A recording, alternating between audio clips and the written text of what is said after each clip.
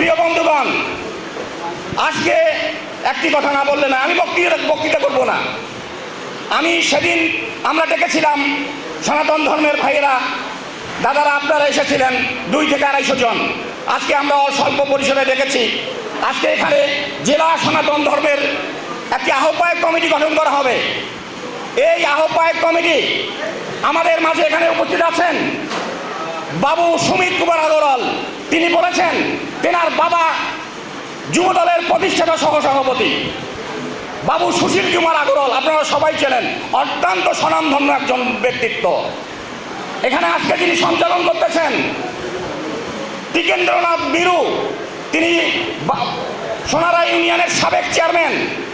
তেনার ভাই কিন্তু বাংলাদেশের সবচেয়ে একটি প্রতিষ্ঠিত প্রতিষ্ঠান নটরডেম কলেজের অধ্যক্ষ।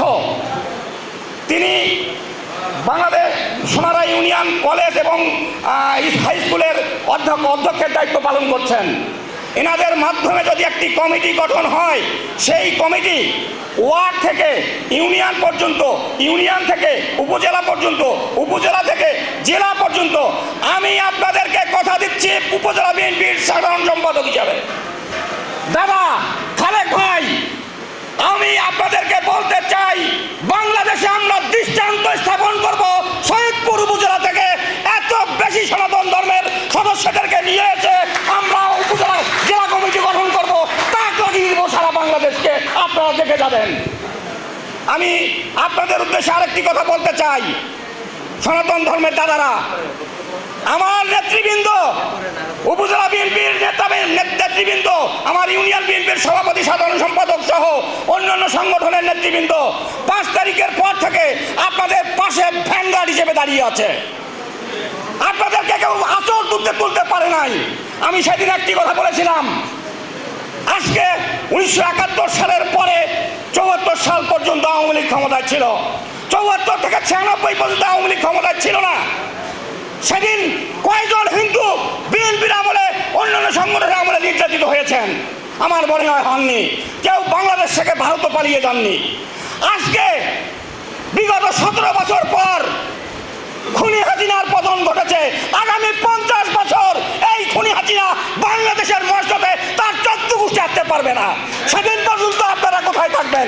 আপনাদেরকে বিএনপি সজোরে আহ্বান করতেছে, আপনারা বিএনপির পতাকা তুলে আসেন, বিএনপির নেতৃবৃন্দ আপনাদেরকে কোলে বসাই নিবে, এই আশাবাদ ব্যক্ত করতেছি আমি আপনাদের মাধ্যমে।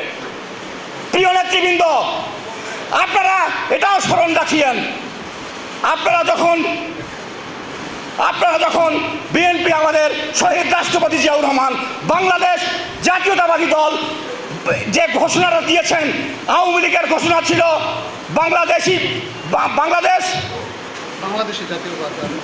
আওয়ামী লীগের বাঙালি জাতীয়তাবাদ, আর আমার প্রেসিডেন্ট, আমার নেতা শহীদ জিয়াউর রহমান ঘোষণা দিয়েছেন বাংলাদেশি জাতীয়তাবাদ।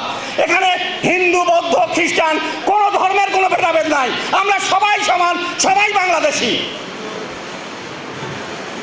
তাই আপনাদের প্রতি আমার উদাত্ত আহ্বান থাকবে, আগামী দিনে সনাতন ধর্মের সকল নেতৃবৃন্দ, আপনারা যারা আসবে না তাদেরকে বাদ দেন, আর যারা আসতে ইচ্ছুক তাদেরকে আপনারা আসেন, আমরা সদয় গ্রহণ করব। আমার জেলা বিএনপির নেতৃত্বে উপজেলা বিএনপি আপনাদেরকে গ্রহণ করে নিয়ে আপনাদের পাশে আমরা হাতে হাত মিলিয়ে, কাঁধে কাঁধ মিলিয়ে কাজ করব, এই আশাবাদ ব্যক্ত করে আমি আমার সংক্ষিপ্ত বক্তব্য এখানে শেষ করছি। খোদা হাফেজ। বাংলাদেশ জিন্দাবাদ। শহীদ